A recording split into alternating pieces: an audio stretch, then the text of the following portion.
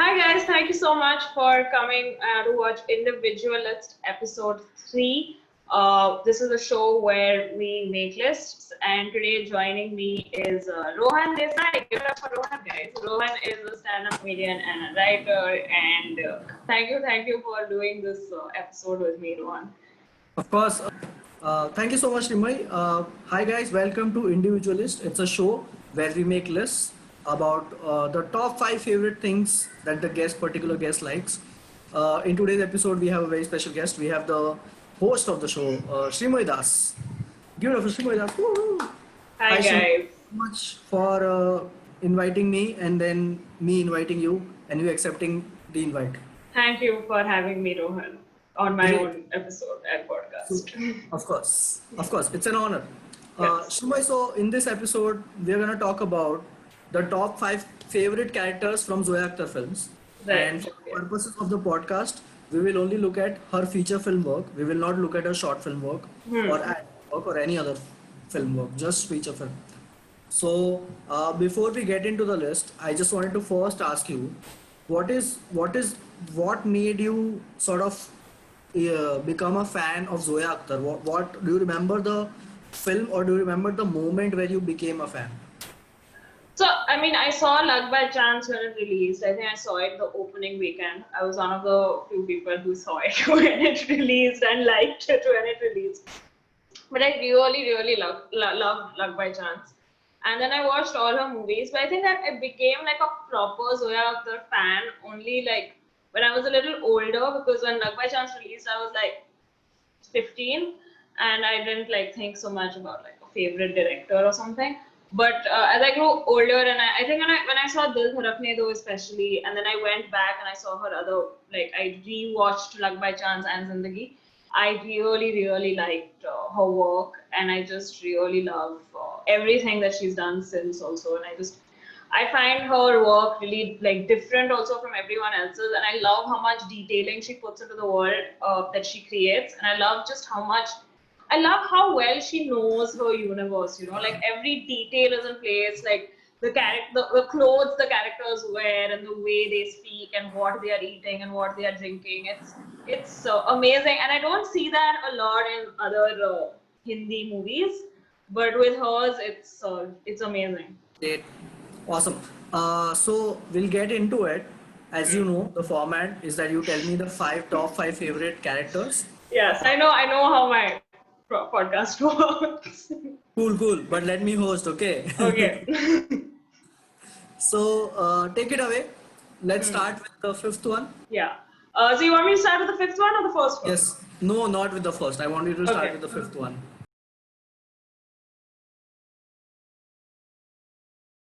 This one is going to be the character of Romy Roli from Luck by Chance. It's the character that Rishi Kapoor plays, of course, and it's the Bollywood producer, and he's been working for a long time, and now he's making this movie that Farhan is launched in. Farhan's character Vikram is launched in.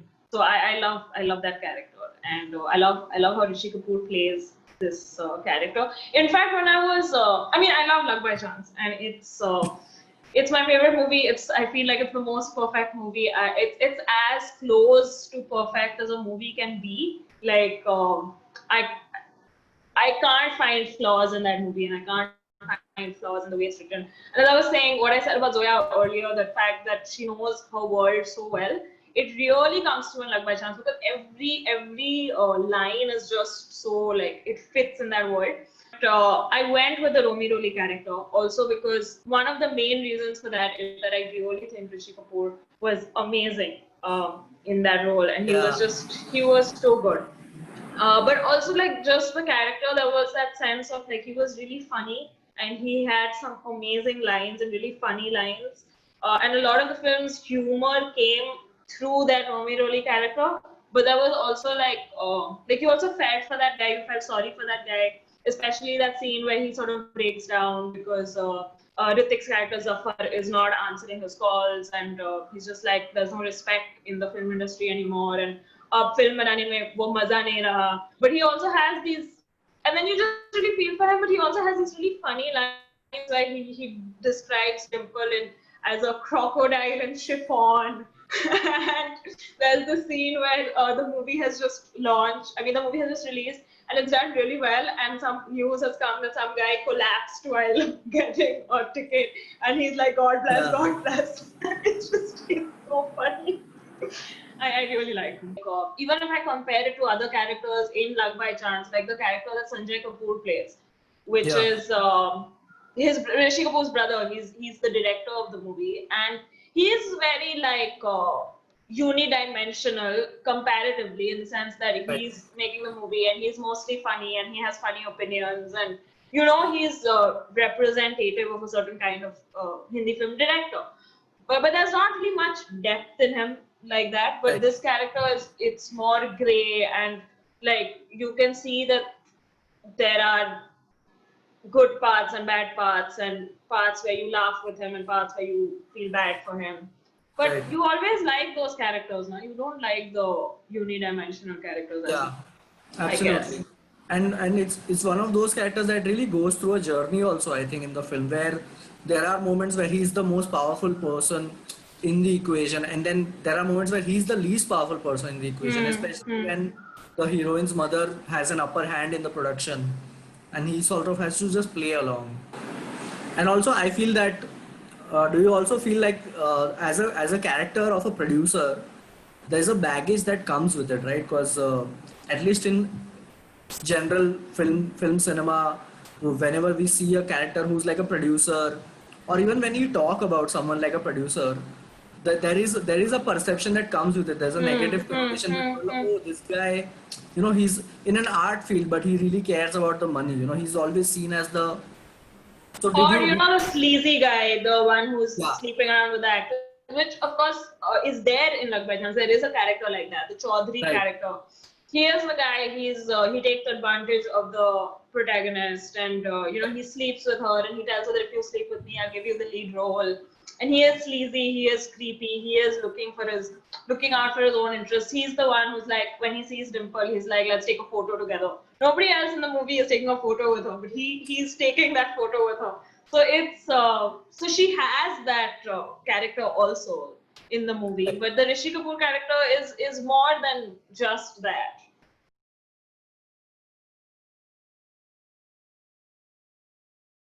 So the fourth one is Ayesha from Dil Dharakne Do.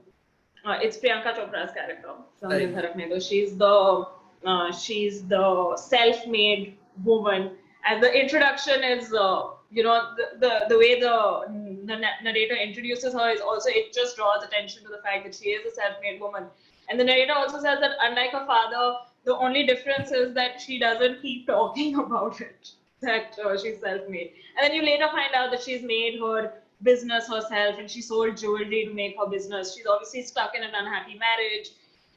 She's in love with somebody else, and her business is doing really well. She made it to Forbes, so some young entrepreneurs list or something.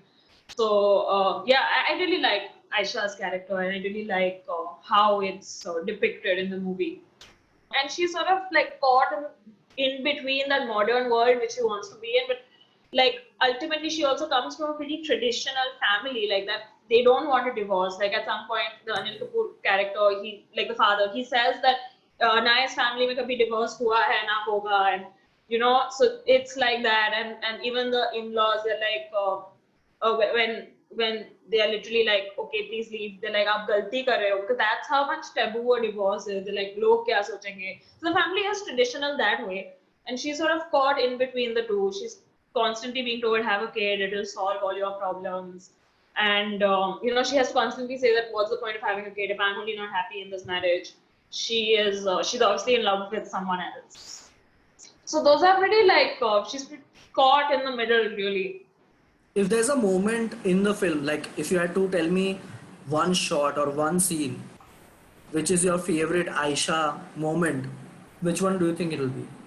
So I don't know if it's my favorite Aisha moment, but I do have like a favorite scene in Dil Dharakne Do, and it's the scene where Aisha and Kabir, that's Priyanka and Ranveer, are in her room, and they are having, like, they're sitting and having fudge, and they're basically just talking, and he says this is the conversation where she first tells someone that she is on the pill, and then they talk about how she's really successful and she's made her business a success. And Ranveer says that मैं ये कभी नहीं कर सकता, and then she immediately gets protective and possessive, and she's like, क्यों नहीं कर सकते? Obviously कर सकते हो. And like, you're also capable. I love that scene. Like I just feel like the whole sibling dynamic really comes through in that scene, and how how those two are together in the larger family, and they are a team, and like the sibling dynamic, and the fact that she's protective of him and possessive of him, which she's also like, you are capable, and she's the one who's like there to give him support and motivation. And you can see that they turn to each other for support. Like she's the one confiding and saying that, I am on the pill and don't tell anyone. And so yeah, I really like the scene. I really like what it shows about the two of them in the family, like in the larger What do you family. think? What do you think it shows? I think it shows how close they are and how they've had to sort of band together to stand against their parents and stand against Right. everything that's expected of them. And now they're sort of used to that, and they turn to each other for that kind of emotional support or guidance. But they're also like, they're still having fun, and they're still like, stealing each other's food and making fun of the husband or whatever. That's true. And also, what I really like about the scene is that if you have no context, and if you only have to see that scene, you can still tell who's the elder sibling. Yeah. Everything you need to know about their relationship, you can get from that scene without any voiceover, anything at all, genuinely. Yeah. And that tells you it's a good, well-written script and a really well-directed scene. Yeah. Do you also see that Priyanka's character Ayesha has sort of walked through a path, and now she's also seeing that Ranveer is sort of being pushed down the same road, so that's why do you think she's a little more protective? Yeah, probably. Like there's like 2-3 moments in the film where she says that, what are you doing? Think about what you're doing. Because I feel Yeah. like she thinks back to herself saying that, you don't know what you're going to lose if you don't take control of your life, because these people will really push you down a path. Yeah, but she's also very like, she's the only one who tells him that, of course you can do it. She's possessive, like she's protective in the sense that she won't even hear something bad about Ranveer from Ranveer, Yeah. which is a very like, it's a very sibling thing. Like as soon as he said I can't do it, she's like, no, of course you can do it. Like, what is there in doing it? And yeah. Which is also, I think, that dynamic that you don't really see in Indian films, is where the women sort of, like, usually it's a manic pixie girl sort of a character, will come and fix you, rather than someone who will inspire you and guide you. In fact, I can't think of any movie where the sibling dynamic is so well explored also, like That's mainstream Bollywood movie. I can't think of anything, nothing comes to mind right now. Which is particularly odd because Bollywood and Indian cinema deals with families all the time. Yeah. That's the But one area where we really go into it. I mean, yeah, but there's always like the long lost brother. Like even if it's like in the 70s, obviously it became a big thing, like with Diwar and Amar Akbar Anthony and all. But even like more recent, if you think about the movie, like K3G, which is essentially a story about the family, the brother's role is literally to go and find the lost brother, in a sense. Yeah. And you don't really explore the bond between the two. Like there's not much I can say about like Shah Rukh and Ritik's characters and their relationship in the movie. Well, I mean, yeah, they look up to him and whatever, but also interestingly in Dil Dhadakne Do, it's a sister and a brother. It's not two brothers. Yeah. And again, I can't think of too many movies with like a woman and a man and Josh maybe. Like everyone just dismisses Dil Dhadakne Do as a rich people's movie, but like she gets that rich people word so well. Like even Karan Johar makes rich people movies, but there's it's a different world only. Yeah. Like you can like a lot of people will come and say that I know people who are like the Mehras. Nobody comes and says I know people who are like the Raichans. What do you think is the difference? There's definitely a difference. I feel that Karan Johar, the intent is not to examine. It's more to as to sort of almost titillate. Imagine being this rich. I think with Karan Johar or Yash Raj or whatever, uh, richness or wealth is like an aspiration. Yeah, Whereas in Dil Dharakne Do, I don't think she sees it as aspirational. Like she's not yeah. saying that this is the life you have to lead, because or this is the life that you should want to lead, or they are having an amazing life just because they have money. Because you can see the problems and you can see that whereas in K3G or something, it's cool to be rich.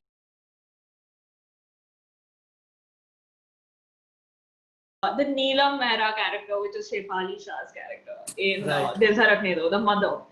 right. And it's there are multiple scenes, but I really like that character because her character is so similar to the Priyanka Chopra character, but like they deal with the same problems so differently. Like she's also stuck in an unhappy marriage, and she also Like, wants give to me an feel. example.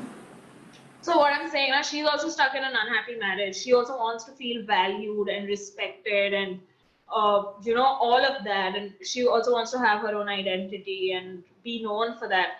But she doesn't do any of the things. Like she's so caught in that patriarchal traditional mindset that she can never. She doesn't come out of it.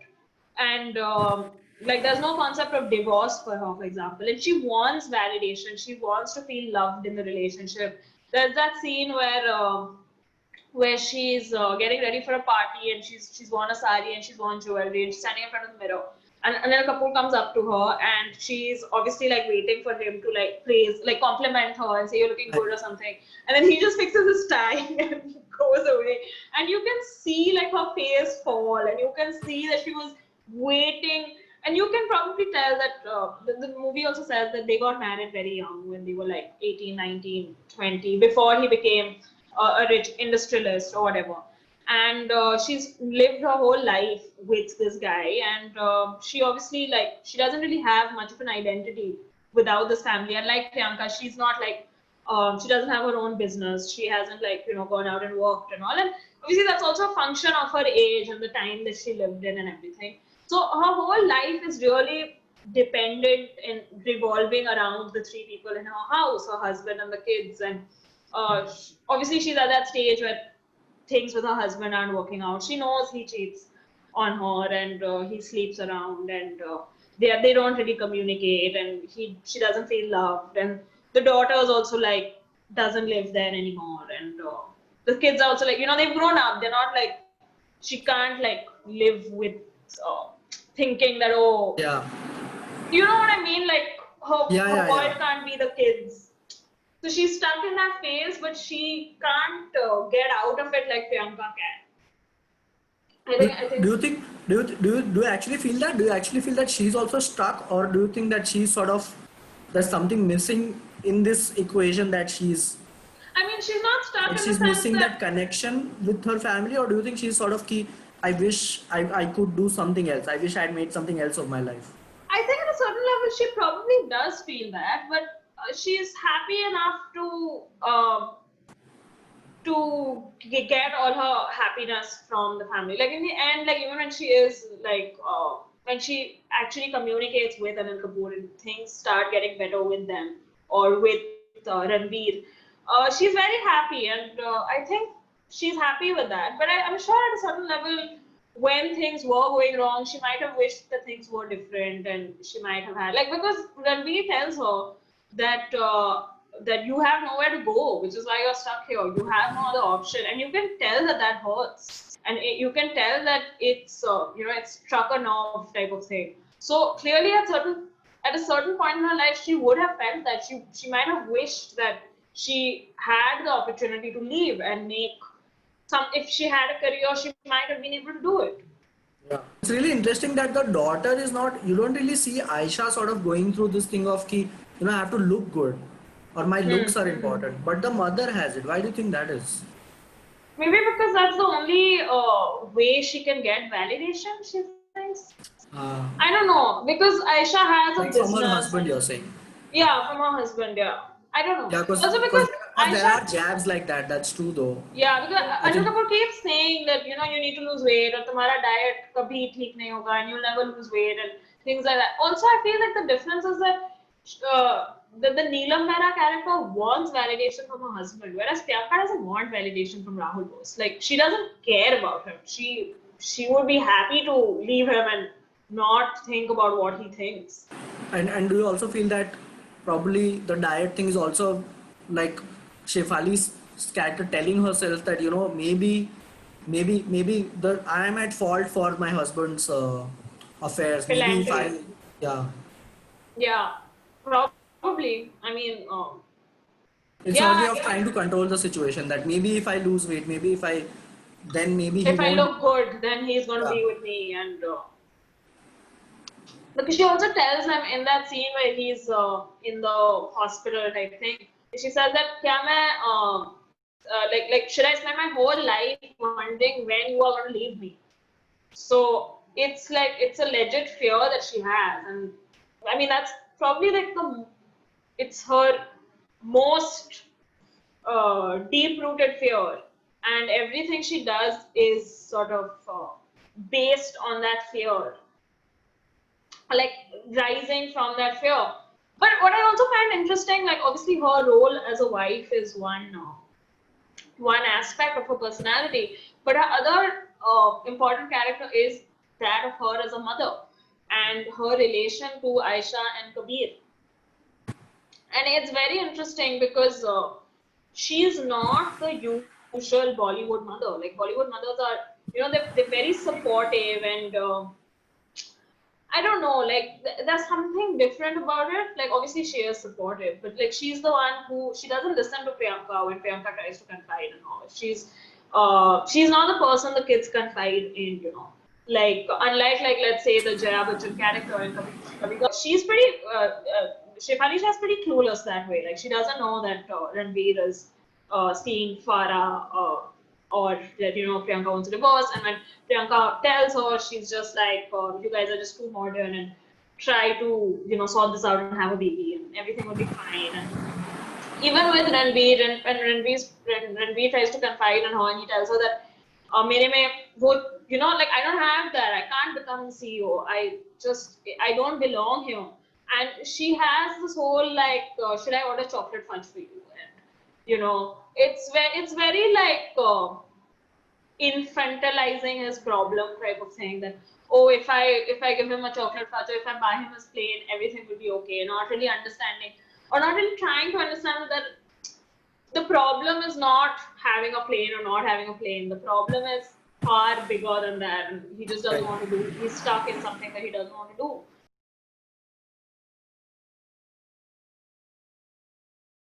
And that would be Alia's character from Gully Boy, which is Safeena, and she obviously plays the girlfriend character uh, in Murad's life.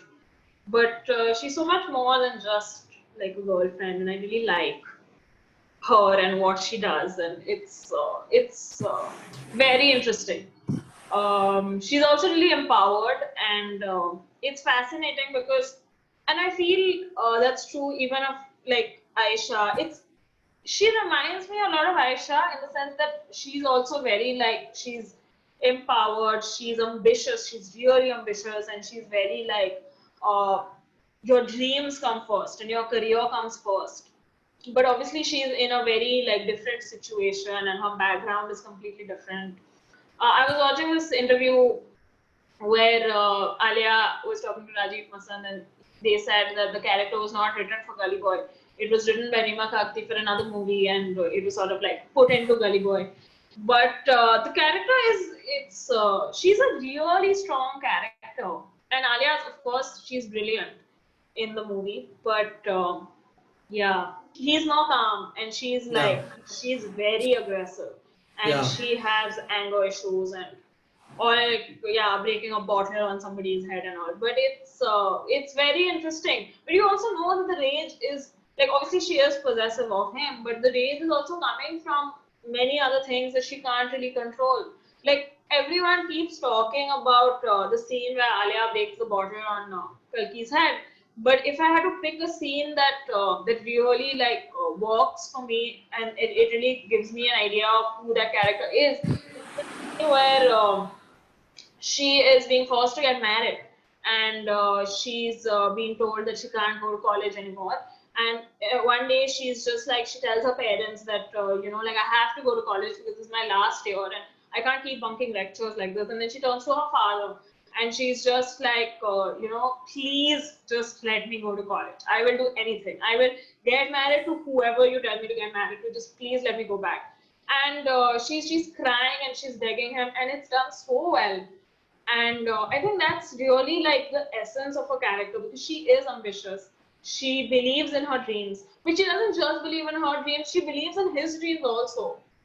For her, like, following your dreams is what makes her who she is, more than the anger, I think. And that's why I think that scene is very important for me. The fact that she literally begs to go back to college. It's very powerful. And do you also see elements of manipulation, that she's so driven to get what she wants that she's willing to also manipulate people around her? But she does, like, she's a very interesting character like that, because like she's very, like, she knows exactly she knows what will work with the mother and what won't work with the mother. She knows that she'll get away with a lot more with her father. Like, she gives Yeah. that iPad away to Ranveer, and then she's like, I lost it and I did this and I did that, but मेरा project था वहाँ पे, and then she gets a new iPad, like, and she knows she'll get it. She manipulates the friend when he comes to for the rishta, and she says that, look, if you don't get me to talk to Ranveer, then I will marry you. And she's constantly doing that. So she knows exactly what will work. She knows that when Ranveer finds out that she's getting married, he will come back. I mean, what I like about that character really is the fact that it's so representative of so many women in our country, and it's just done so well. Like, I can Right. imagine other women in her place saying that, please, I want to study, just let me study.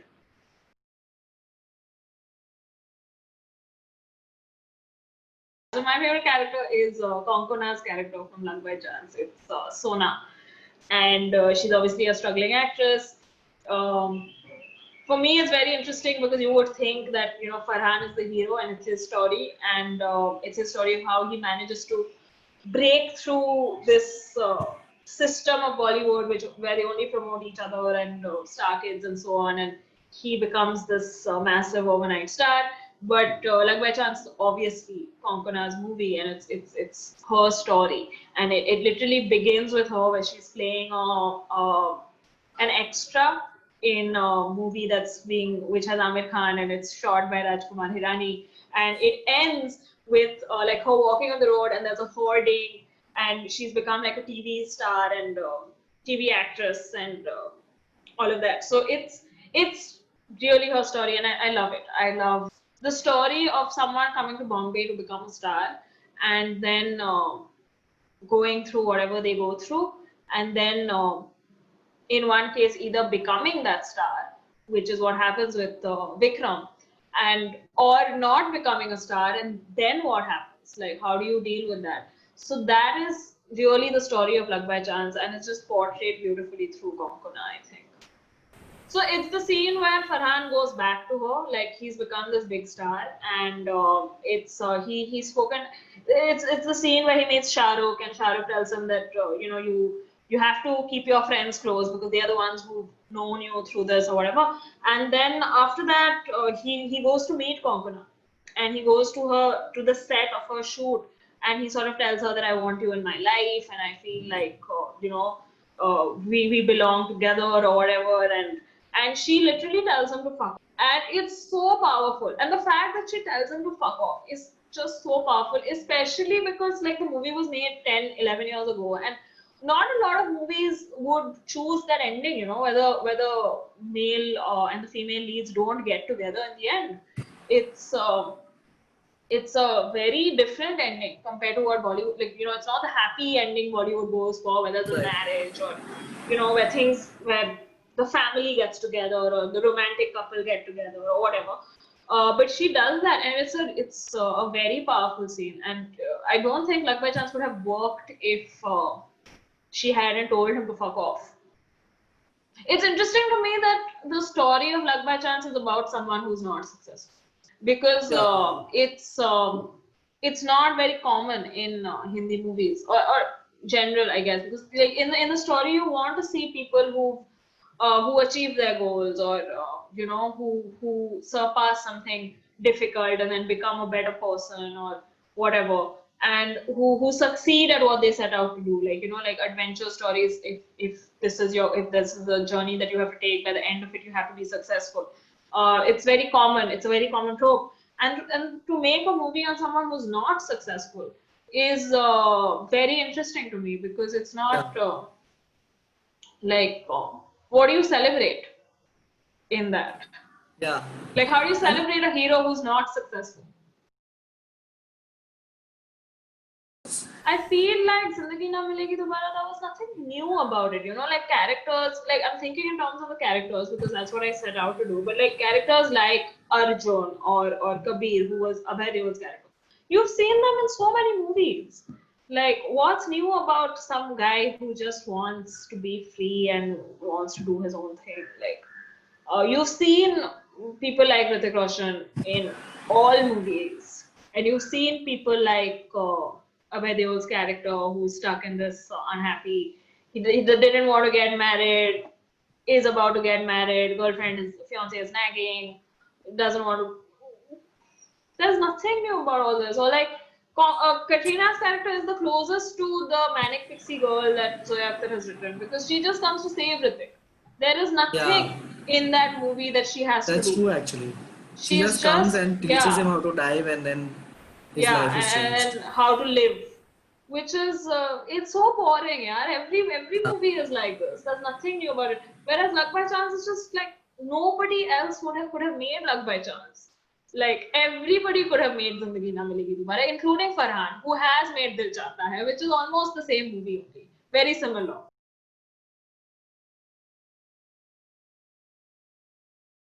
Of the five that you picked as your favorite characters, if you are stuck in an island, Hmm. which character would you rather spend your time on an island with, and why?